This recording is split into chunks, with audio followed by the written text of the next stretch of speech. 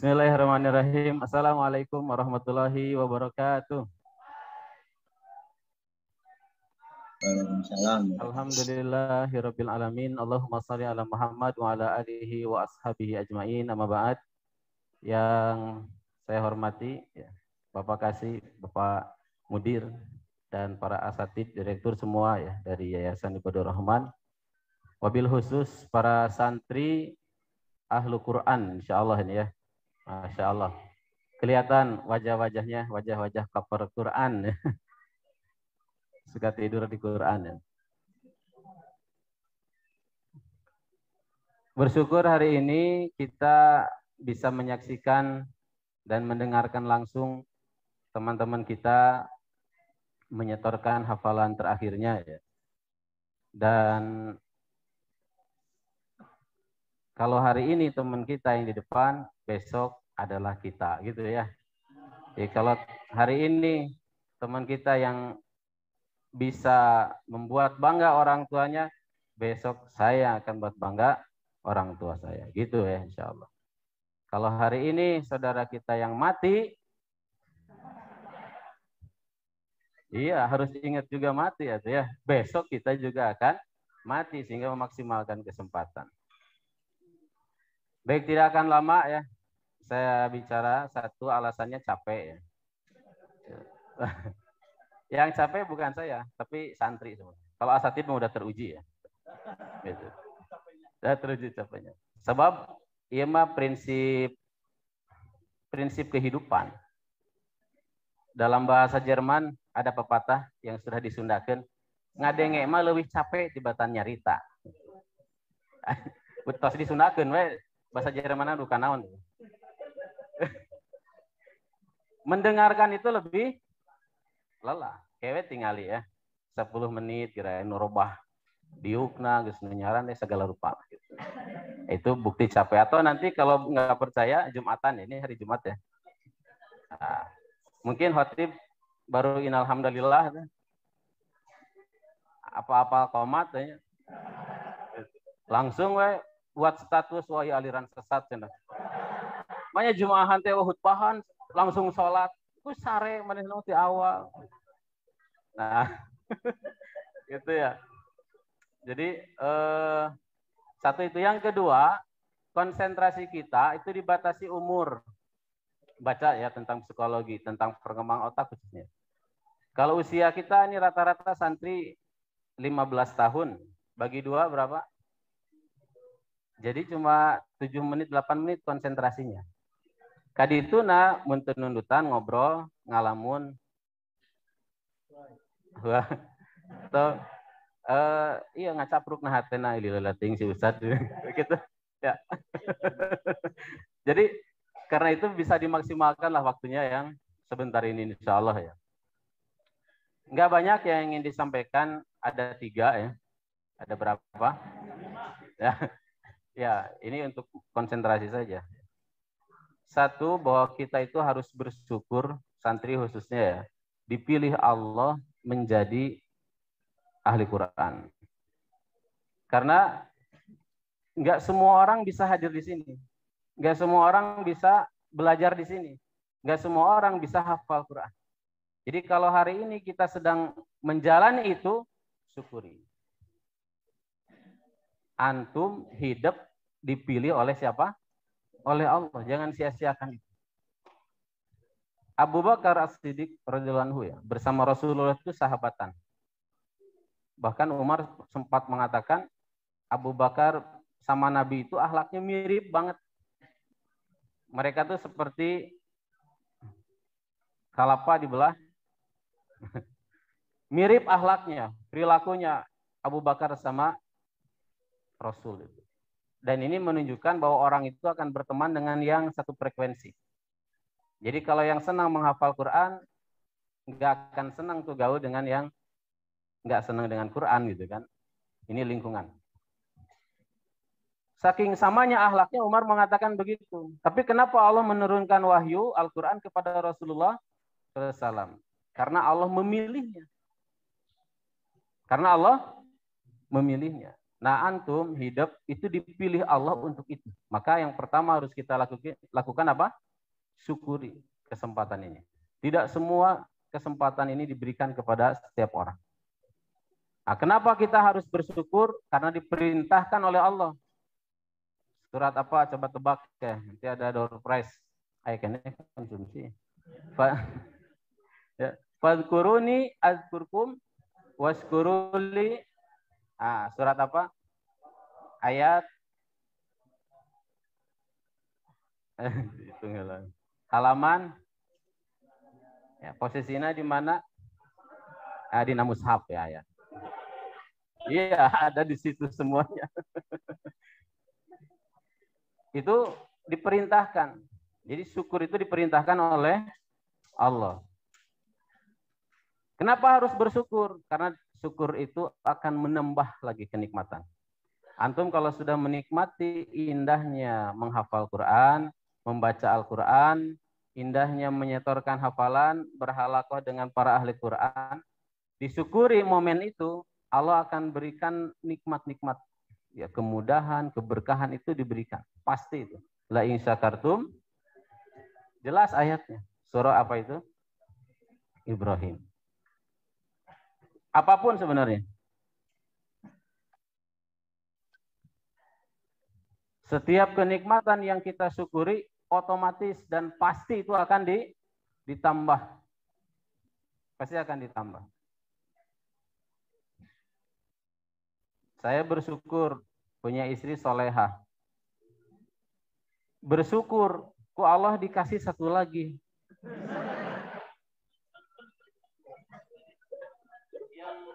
Yang masih satu istrinya tuh belum bersyukur.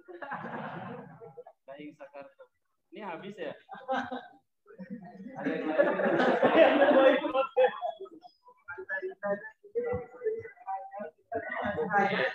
Tukang son pitching tuh nggak boykot gitunya. Itu. Ya Al-Quran juga sama. Kalau pernah baca riwayat Imam Syafi'i ya, beliau itu Imam Syafi'i itu muridnya siapa? Imam Malik. Imam Syafi'i waktu kecil datang ke majelisnya Imam Malik. Dan ternyata cerdas. Apa yang Imam Malik jelaskan, beliau tuh hafal. Sampai kemudian ibunya melihat potensi anaknya, dia pulang, mama, tadi aku hafal surah An-Naba. Coba baca, dibaca di rumahnya. Wih, ibunya langsung numpang. Dibagikan, bersyukur. Besoknya dimudahkan hafal An-Nazi'at. Ibunya ngolek.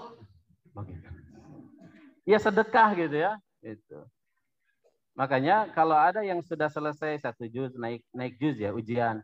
Itu langsung kabarkan ke orang tuanya. Ameh ngirim tumpeng ke pesantren. Itu, iya. Iya itu, Bang. Karena dengan bersyukur tadi akan dimudahkan terus ditambah kenikmatannya, itu pasti ya. Dan kenapa kita harus bersyukur yang ketiga? Karena akan dimintai pertanggungjawaban. Tsumma latus'alunna yauma idzin 'anil na'im. Semua nikmat-nikmat itu akan ditanya nanti, termasuk nikmat muda, nikmat kesempatan. Sudah diberi kesempatan, kenapa nggak digunakan tuh nanti akan ditanya itu, ya. Nah, ini yang pertama. Jadi kita harus bersyukur. Dan ini pintu surga. Syukur itu ada pasangan ya. Sabar. Tapi sabar nggak perlu dibahas lah ya. Karena pilihan itu cuma 2 sih sebenarnya. Syukur atau sabar. Jadi nggak ada pilihan ketiga. Hidup itu cuma itu. Kalau nggak bersyukur, bersabar. Tapi saya ingin menegaskan kita harus bersyukur menjadi ahli Quran. Bapak, Ibu, para ustadz, asatidz, ya, para santri, hari ini kalau tidak bersyukur pasti sedang sabar. Itu aja. Kalau nggak sabar pasti syukur. Oh ustadz, enggak, saya sabar henteu, syukur henteu. Eta teh saking loba masalah teu puguh rarasaan. Sebenarnya mah teu sabar itu. Iya. Jadi pilihannya itu. Dan Imam Al-Ghazali di Ihya-nya mengatakan surga itu terbuka luas pintunya dengan syukur dan sabar. Nah, pintu syukur ini yang harus kita coba tempuh. Kenapa harus syukur? Bukan nggak boleh sabar ya, karena pasti nanti kita akan ketemu sabar juga. Karena dengan bersyukur semua jadi mudah. Dengan bersyukur semua jadi ringan. Kenapa berat? Kurang bersyukur. Sabar itu kan berat. Syukur itu enak mana? Enak syukur, enak sabar. Enak syukur. Banyak mana? Banyak syukur, banyak sabar. Banyak sabar.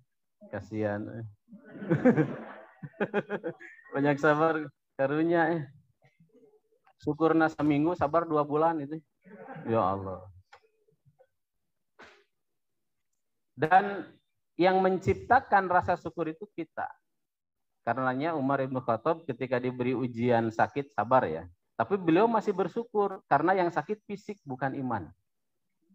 Masih bersyukur sakit ini menimpa fisik bukan iman ya, sehingga ibadahnya masih tetap semangat. Artinya syukur itu bisa dihadirkan dalam situasi apapun sebenarnya. Dan kita coba tempuh syukur agar lebih mudah, khususnya menghafal Al-Quran.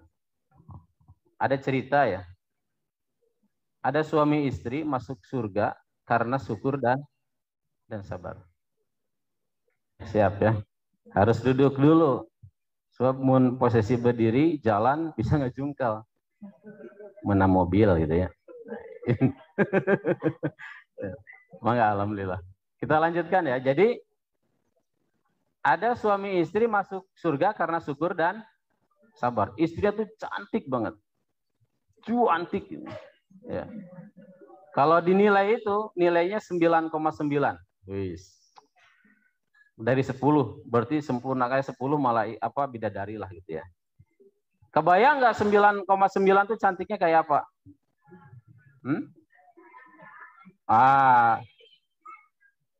Kayak antinya. Percaya orang.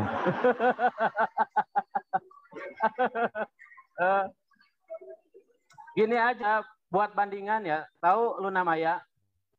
Luna Maya itu 7,7 nilainya. Cantiknya. Syahrini 7,6. Ayu Ting Ting 7,5. Raisa dulu 7,8. Apa ada orang juriin hari itu? Jadi iya. Ini 9,9. Masya Allah cantiknya luar biasa. Jadi setiap pulang dari kantor, suami ini selalu bersyukur disambut istri soleha cantik. Nah suaminya nilainya 2,3. Anu serina tarik rumah sak. Atau lamun ibu-ibu nu serina asa salaki urang jadi. Jadi ya 2,3 jadi hese disebut kasep teh dihareup di tukang digigir teh pantes. Nah, tetap menjalankan hak kewajibannya sebagai suami istri. Si istrinya sabar, musalakina balik tanya, si suaminya bersyukur. Sampai mereka masuk surga karena syukur dan sabar. Masya Allah ya. Nah, nanti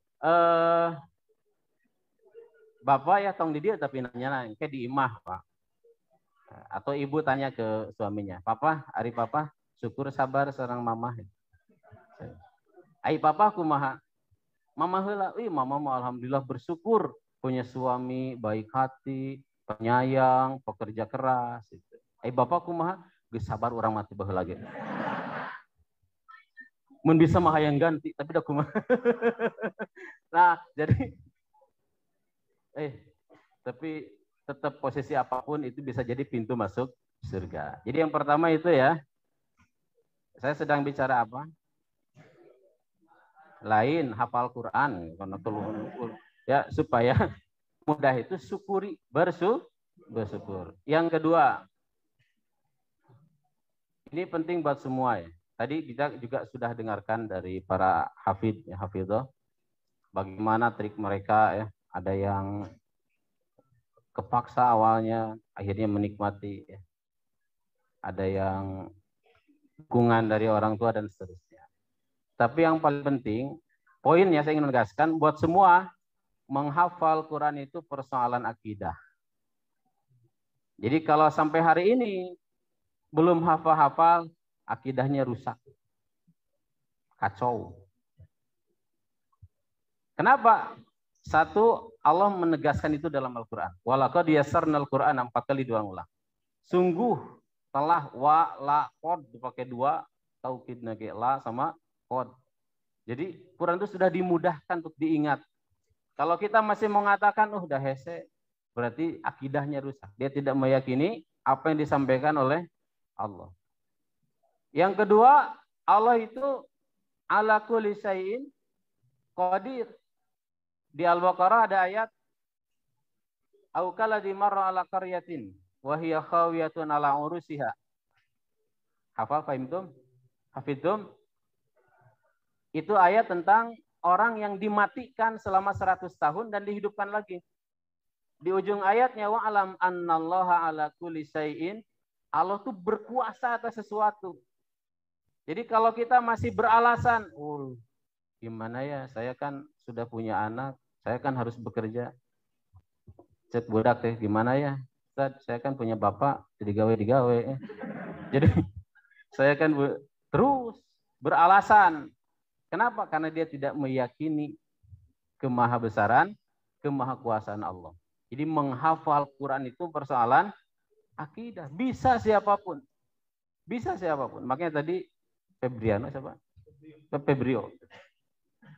Menghafal Quran itu tidak mesti di pondok. Dimanapun bisa. Kalau kita meyakini dan mau menjalaninya. Kalau ada hadis, kullu ummati yadkhuluna jannah illa man aba. Setiap umatku akan masuk surga kecuali yang enggak mau. Siapa yang enggak mau? Itu yang menolak. Enggak mau masuk surga, tidak taat sama Allah. Nah, setiap kita itu pasti bisa menghafal Quran kecuali yang tidak mau. Nah, karena itu kita harus yakini dulu menghafal Quran itu persoalan bisa. Ini bukan persoalan kecerdasan, bukan ya, bukan persoalan kasep dan gelis, itu tidak ada hubungannya. Banyak orang-orang cerdas nggak bisa menghafal Quran. Banyak yang terbatas secara fisik ya. Ada tuh kan sempat diangkat di televisi ya, yang nggak sempurna otaknya, tapi dia hafal Quran. Allah ingin menunjukkan, Allah kalau sudah berkuasa nggak ada yang bisa menghalanginya. Nah, kita semuanya bisa insya Allah. Ya, saya termasuk yang terlambat menghafal Quran. Alhamdulillah ya, antum sejak SMP, SMA sudah menghafal. Saya dulu menghafal setelah kuliah. Saya pesantren, di pesantren yang tidak ada Al-Quran, pelajaran tahfidz gitu ya. Tahsin tahfidz itu nggak ada. Jadi baru mengenal itu setelah kuliah. Dan setelah itu menghafal. Selesai menghafal pun itu setelah menikah. Jadi beres kuliah itu sisa berapa juz lagi gitu ya. Iya, sewa ya hafal-hafal. Kawin weh. Ternyata dengan menikah jadi cepat selesai hafalannya. Jadi mudah. Nah, dengan aktivitas hari ini ada beberapa yang ini pelang ya ayat ya, supaya kuat lagi hafalannya. Kawin deui weh. Gitu. Nikah lagi. Tanu sepohoan itu gitu. Ya, Sadisan dicatat. Apa nih? Jangan dianggap bercanda. Jadi bersyukur kalau sejak kecil sudah ada pada situasi itu. Ya kalau nggak ada terlambat sih. Tapi intinya ketika kita mau, insya Allah bisa. Kalau buka YouTube ya, cari saja nenek-nenek 70 tahun wisuda hafidhoh. 72 tahun.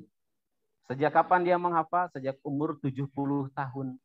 Berarti seberapa tahun? 2 tahun. Nini antik, dulu nama cantik. Geus cena geus leungit. Kapan dia menghafal? 2 tahun. Kok bisa hafal? Karena punya cucu yang hafid. Jadi pan gawe sini tanya. Gitu. Nah, setiap hari itu cucunya setoran kan ini daripada ngalamun bandungannya. Dia menyimak terus sampai hafal, Masya Allah. Artinya innallaha ala kulli syai'in. Maka jangan pernah atuh nini mah geus kolot. nyebut sin gitu bisa, sin itu bisa, sya ku incuna dipaksa, sya nih lain sa, sya nyobaan sya untuk palsuna ngacleng matakna bisa teh eta. Tapi dah Allah berkuasa bisa tuh hafal Quran. Ya. Jadi menghafal Quran itu bukan masalah kecerdasan. Tidak ada kaitannya dengan itu. Bukan masalah status sosial atau di pesantren atau bukan di pesantren. Ketika kita sudah berazam, tekad dimanapun, kapanpun, insya Allah bisa. Dan keyakinan ini yang harus ada. Ini masalah akidah. Keyakinan harus ada. Insya Allah kita bisa. Kemudian ini khusus untuk para santri yang sedang menghafal ya. Kalau ingin dimudahkan dalam menghafalnya, dikuatkan hafalannya, perbanyak interaksi dengan Al-Quran di malam hari. Kapan? Di malam hari. Kenapa harus ditegaskan malam hari? Karena ayatnya begitu.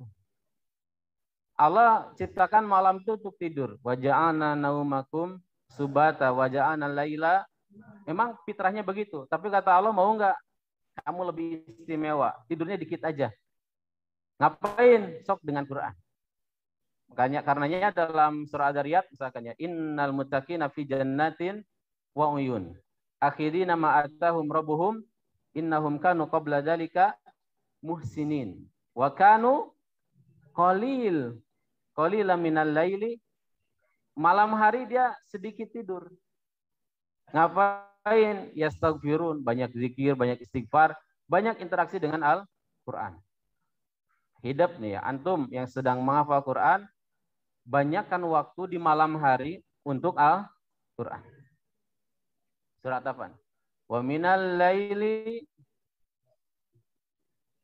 fasjud lahu wasabbihu lailan enggak qasira, lailan tawila.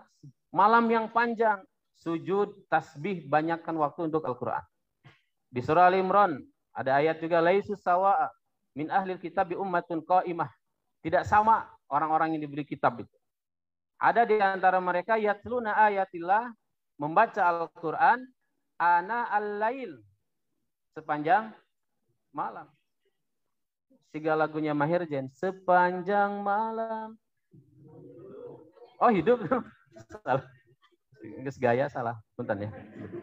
Jadi ada lagunya sepanjang malam. Ana al-lail wahum yasjudun, dan mereka sambil bersujud. Jadi dalam salatnya mereka memperpanjang hubungannya dengan Al-Quran. Karena itu kalau santri belum bisa begitu, jangan pernah berharap ingin segera hafal Al-Quran. Oh saya sudah siangnya Ustadz, berang mah dages puguh eta pagawean teh, urang mah diajar kan. Siang ngapain kita? Belajar. Sambil tidur nggak? Nggak sebuguh teman. Bagi santri mah tidur sambil belajar itu biasa. Karena yang jadi contohnya Imam Syafi'i. Imam Syafi'i itu dalam tidurnya dia murojaah. Jadi pas bangun tidur teh, kuat hafalanana. Jadi mun santri anu kitu teh pengikut Imam Syafi'i. Keur diajar teh sare. Nah, Masya Allah ya. Jadi jangan pernah melewatkan malam kecuali kita coba menghabiskan dengan Al-Quran. Banyak petunjuknya dalam Al-Quran. Malam karena itu. Dan malam itu kata Imam Ibnu Qayyim ya, akan menunjukkan siapa kita sebenarnya. Kalau kita termasuk hamba Allah, abid, ahli ibadah, maka malam itu akan banyak kita gunakan untuk ibadah. Kalau kita termasuk ahli maksiat, maasi, maka malam itu akan kita gunakan untuk banyak maksiat, lalai kepada Allah. Nah, maka coba antum ya, antum muhasabah, evaluasi berapa banyak di malam hari kita menghabiskan waktu untuk Al-Quran. Rasulullah SAW, ya contoh kita, beliau sholat qiyamul lail, sholat malam ya. Ini yang meriwayatkan Hudzaifah. Hudzaifah ikut sholat bersama Nabi di rakaat pertama. Ini sholat malam ya. Baca Al-Baqarah. Selesai juz pertama, Nabi enggak ruku. Lanjut. 2 juz, teruku kene. Lanjut. Apa kata Hudzaifah? Tamat ya Al-Baqarah. Iya, baca aja hadisnya. Beres Al-Baqarah, enggak ruku. Urutannya loncat ke An-Nisa. Kalau dalam teksnya itu. Kata Hudzaifah, teruku kene kan? Mun geus An-Nisa teruku balik kurang mah. Ya kan, ngedumel hatinya. Ya itu udah diterjemahkan. Ternyata beres An-Nisa bener enggak ruku. Balik ke Ali Imran. Ke surat apa? Ali Imran. Hati-hati jangan salah menyebutkan. Bukan Al Imran ya. Ali Imran. Artinya keluarga Imran. Kalau Al Imran, si Imran. Iya, artinya Imran. Ali itu keluarga. Al-Baqarah artinya apa? Ali Baqarah. Nah, jadi beda kade. Makanya surat Ali Imran bukan surat Al. Nah, balik ke Ali Imran. Apa kata Hudzaifah? Fa asabbaro. Aku menyabar-nyabarkan. Lamun cek bahasa Inggris naon geus disundakeun. Segala disundakeunnya. Ah, kagok sapaehna we gitu. Mau nyeti awal geus milu. Ah, tuturkeun ternyata beres Ali Imran 200 ayat baru ruku. Berapa juz? 1 rakaatnya. Masya Allah. Pernah begitu enggak? Ya ulah cobaan. Karena para sahabat pun sama, nggak bisa demikian. Mereka hanya mampu 1, 2, jarang yang seperti Rasulullah. Artinya Rasul ngasih contoh ke kita, perbanyak malam itu dengan Al-Quran. Sok malam hari. Di pesantren ya tempat yang sangat cocok lah untuk itu. Kalau sudah ke rumah, tadi disampaikan ya. Kalau sudah ke rumah apa? Lingkungannya akan beda lagi. Karena itu surahnya, ayatnya sangat jelas. Surat apa ini ya? Kalau suka baca tiap Jumat hafal ini. Wasbir nafsaka ma'al ladina yad'una rabbahum bil ghadati wal asyi yuriduna wajhah. Bersabarlah kamu bersama orang-orang yang ada di pesantren. Itu ayatnya jelas. Bersabarlah kamu bersama orang-orang yang senantiasa zikir, belajar, ingat sama Allah sore, pagi. Wala ta'du aynaka anhum turidu zinatal hayati dunya, dan jangan pernah sekalipun melihat mereka yang orang-orang yang cinta dunia. Tong kabita. Kayaknya senang nih kalau sekolah di luar maunya bisa gini, tong kabita. Anu di luar teh hayang di pesantren itu teh. Maka bersabarlah bersama mereka. Wala tuti man aghfalna qalbahu an dzikrina wattaba'a hawa. Jangan ikuti orang-orang yang lalai kepada Allah dan mengikuti nafsunya, lingkungan. Ayat ini tentang lingkungan, bahaya lingkungan. Pentingnya lingkungan.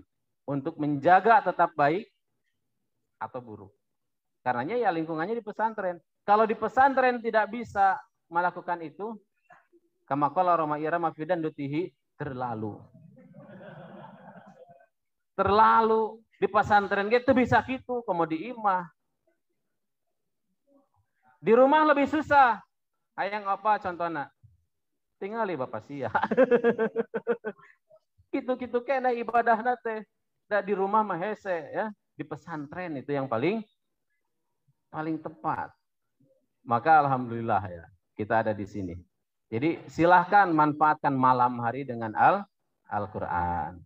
Kemudian terakhir, sudah jam 11 sebentar lagi ya. Yang terakhir, terus tingkatkan kemampuan kita dengan Al-Quran. Ya, interaksi kita dengan Al-Quran. Tadi disampaikan juga, siapa itu? Fahreza ya. Waktu masuk kan balelo kenes, ya, tadi teman-temannya disebutkan. Dia tertarik gitu. Si Fulan. Dia masih balelo. Temannya kumaha ayeuna masih balelo. Ketinggalan itu ya. Nah, Masya Allah. Tadi dikatakan, kalau masih belum lancar dengan Quran ya susah. Maka syarat pertama untuk mulai ya menempuh perjalanan untuk jadi hafid Quran itu memperbaiki bacaan Al-Quran. Itu yang harus fokus di situ. Saya punya pesantren yang markas Al-Quran di Indihiyang. Satu semester itu tahsin. Nggak lulus bisa loncat. Pokoknya ulah wakat tahfidz. Hayang tahfidz ke cirik-ciriknya ulah.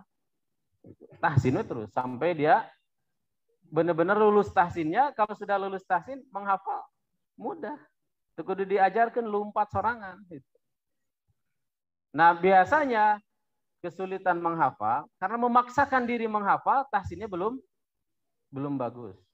Nah maka tingkatkan di situ. Belajar ya. Tahsin itu syaratnya cuma 2 kalau pengen cepat bisa. Tilawah ya. 1, perbanyak praktek baca Qur'annya. Yang kedua, tasmi, sering dengar. Banyakin praktek. Dah ikut sering praktek nanti lancar ya. Yang kedua, banyak mendengar yang bacaannya benar. Tasmi. Membaca dan mendengar ini penting bagi para penghafal Quran. Karena bagi mereka yang punya penyakit hati, membaca Al-Quran, mendengar Al-Quran, ini perkara berat. Sulit untuk melakukannya. Maca Quran, males. Ngadengikeun Quran, males. Kakara ta'ud irah sodakoloh. Nah kakar ge ta'ud, geus sayang sodakoloh. Bahkan mudah sekali untuk menguji ya keimanan kita tentang mendengar itu dalam sholat. Coba di sholat. Lamun imam maca misalkan ya, wal qalami wa ma yasturun. Nah hati langsung nun nage panjang kamu ayatna. Lamun kitunya. Berarti nggak senang mendengar Al-Qur'an. Tapi lamun macana inna langsung atau padahal mah inna arsalna nuh. Gila ini inna atau ina aing ngadi perenggu imam. Kadang gitu. Jadi coba aja kalau ada perasaan gitu, kita nggak senang dengan Al-Quran. Nah ahli Quran membaca, mendengar itu sudah harus terbiasa. Membaca 1 juz dalam 1 kali duduk, mendengar Al-Quran 1 juz itu harus sudah dibiasakan. Mendengar. Biasa saya suka gitu tadi. Sing konsentrasi itu gitu. Tadi saya bicara ya sama Al-Ustadz. Waktu mendengar tasmi ya. Setoran. Nanti diperbaiki ya. Ada bacaan-bacaan yang bukan guna dibaca guna. Dan ini salah. Allahu Akbar. Itu omeng nyingkah setana tanu geus nunutan deh gitu tak. Tuh kan sudah katingali geus gigian ceng hardeui kan gitu mah. Aduh maaf ya para ustadz, para guru hapunten. Enggak ada maksud lain-lain ya, cuma gitu aja. Mengaji. Ya harus digertak, ngantuk tuh dari setan datangnya. Ya di surah Al-Kahfi juga ya ayatnya. Jadi yang bikin ngantuk, bikin lupa tuh setan. Di majlis taklim ya itu hati-hati. Makanya udah ruas meh kabur setan. Kan langsung jag-jag da India setan. Nah, tadi ada itu terjadi biasanya ya, terjadi karena fokus dengan nada. Fokusnya ke nada. Ada yang jadi matadakur juga pengaruh. Matadakur tempat mikir. Tadi tenawan yang mikir jadi kepanjangan itu. Nah, aya nu kitu, aya anu memang matadakur disebutna teh. Mun cek urang kawaluma mademplat. Ngemplat gitu teh. Nah, ada yang memang fokus ikut nada supaya naik turun napas akhirnya jadi ke bawah panjang. Tadi contoh ya. Wa huwal azizul hakim. Berhenti ya. Itu ada gunah yang kebaca. Padahal tidak ada gunah di situ ya. Nah, itu ditahsin harus betul dulu. Dan kalau tahsinnya sudah benar, sudah tartil, sebenarnya nada itu terbentuk sendiri sebenarnya. Enggak harus sama ya. Jangan harus sama, saya ingin kayak Imam As-Sudais bagus. Tapi ya kunta, jadilah kamu sendiri. Kalau perempuan, kunti. Ya harus jadi, iya kan? Kunta itu buat ikhwan ya, kunti buat perempuan. Jadi di situ dulu. Nah baru kalau membaca Al-Qurannya sudah bagus, insya Allah menghafal itu perkara mudah. Mudah, sangat mudah. Dan yang sudah lulus tahsin, kalau saya ya ngajar ke santri, itu wajib dalam sebulan satu hari itu harus 3 kali hatam. Tilawah. Berarti sebulan berapa kali? Ya 3 kali 3 aja kan. Kenapa? Karena semakin sering dibaca akan semakin mudah diingat. Jadi ayat yang dihafal tuh, oh iya ini sering kebaca, familiar. Mentara dibaca jadi liar gitu kan. Kalau sudah sering dibaca mudah. Dibaca sebalik dua balik tinggal menguatkan saja. Karena intinya ketika kita sering membaca, maka otomatis kita sering ketemu dengan surat-surat itu. Kalau ketemu Al-Baqarah setahun sekali dengan Ramadan ungu atau susah, jangan diharapkan bisa hafal Quran. Ketemu Ali Imran setahun sekali, ketemu An-Nisa setahun sekali. Terakhir ketemu Bani Israel iraha. Nah, Yahudi. Ya, kalau nggak pernah ketemu surat-surat itu ya nggak akan susah dihafalkan teh. Liar teh ayat teh. Kenapa? Karena kita nggak kenal. Kenalannya kapan itu ya? Siga Al-Fatihah kan sering diulang-ulang ya. Masya Allah. Maca Al-Fatihah mah bari mules ge moal salah. Ta anu nembe disetorkeun sok keur mules sina setoran. Para roho. Afara'aita man ittakhadha. Kamana ayat tentunya? Kalau lagi Al-Fatihah mah rek mules oke atau bangun tidur, budangkeun langsung baca Al-Fatihah. Lancar tuh. Itu mungkin namanya. Kalau sering diulang, insya Allah semuanya jadi mungkin. Nah itu yang harus dilakukan para penghafal Al-Quran. Dan akhiran ya, Al-Hafidh, seorang hafidh yang sejati adalah yang mengamalkan Al-Quran. Jadi Al-Hafidh itu yang mengamalkan Al-Quran, bukan yang mengingat-ingat ayatnya, bukan. Kalau baru mengingat itu bukan hafidh. Hafidh itu yang mengamalkan Al-Quran. Nah, antum hidup harus belajar itu. Yang sudah dipahami tadi disampaikan, selain dibaca, ditadaburi dikit-dikit, gitu kan? Ditadaburi maknanya supaya apa? Supaya mudah untuk mengamalkan. Tadabur itu penting. Jadi setelah tahfidz, tadabur diamalkan. Salah satu contoh ini ya, kalau kita nggak ngerti, akan salah sambung. Saya pernah isi kajian, kemudian membahas surah Al-Maun. Saya baca ayatnya. Ara'aital ladzi yukadzibu biddin. Jemaahnya kompak Allah. Terjemahkan, saha nu ngabohongkeun agama Allah. Bukan enggak boleh nyebut Allah, tapi harus ngerti. Harus ngerti. Itu biasanya diucapkan orang-orang Arab. Orang Arab meninggalin nu alus, kagum, suaranya bagus, Allah gitu tah. Tapi maksud saya sih ngerti gitu kan, jangan asal mengucapkan. Ningali aya orang ajam, orang bukan orang Arab gitu ya, dengar ngomong bahasa Arabnya bagus, Allah. Jadi kagum deh gitu, segala disebut Allah, Allah gitu. Nah, dengar suara Al-Quran, bagus suara Allah, urang mas kabehan harga Allah, beri tengarti. Nah maksud saya, pahami penting ya, agar mudah untuk diamalkan. Yang paling mudah, yang paling simpel ayat-ayat di juz 30 ya. Praktekan. Kandungannya diamalkan.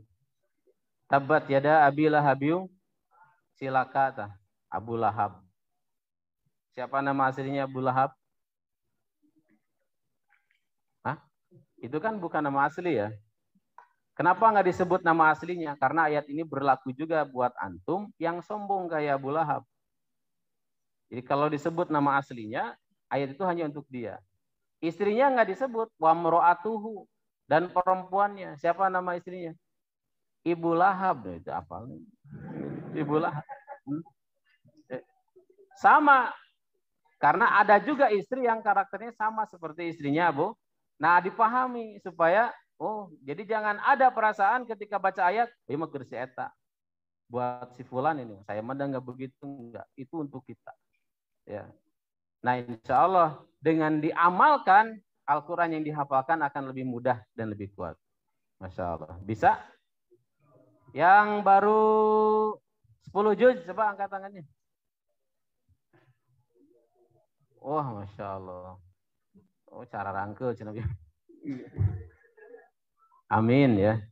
Yang sebentar lagi menyelesaikan ada nggak? Setelah yang bertiga ini? Ada akhwat? Oh, Masya Allah. Ya. Semoga dimudahkan ya. Buat yang lainnya. Mudah-mudahan kita semuanya dikumpulkan bersama ahli Quran. Dan Al-Quran yang kita baca setiap hari, kita hafalkan, kita amalkan, nanti itulah yang akan memberikan syafaat di akhirat. Iqra'ul Quran, fa innahu ya'ti yaumal qiyamah syafi'an li ashabihi. Ashabihi. Ya, bagi sohibnya. Bukan bagi yang membacanya. Tapi bagi siapa? Sohibnya. Siapa sohib itu?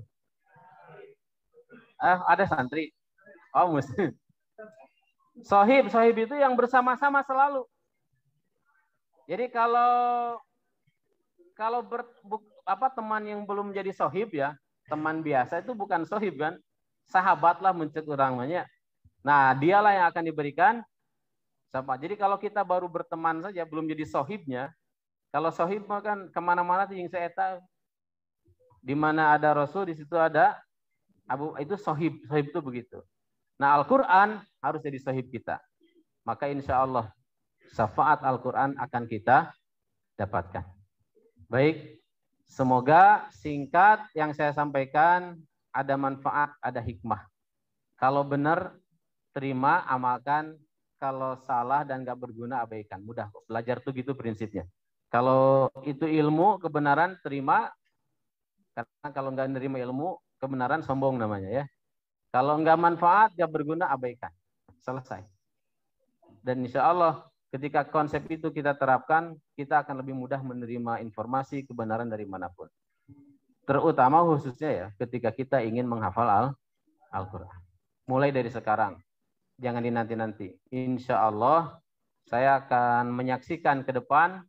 Nih semuanya di sini akan menjadi hafidh-hafidhah insya Allah. Assalamualaikum warahmatullahi wabarakatuh.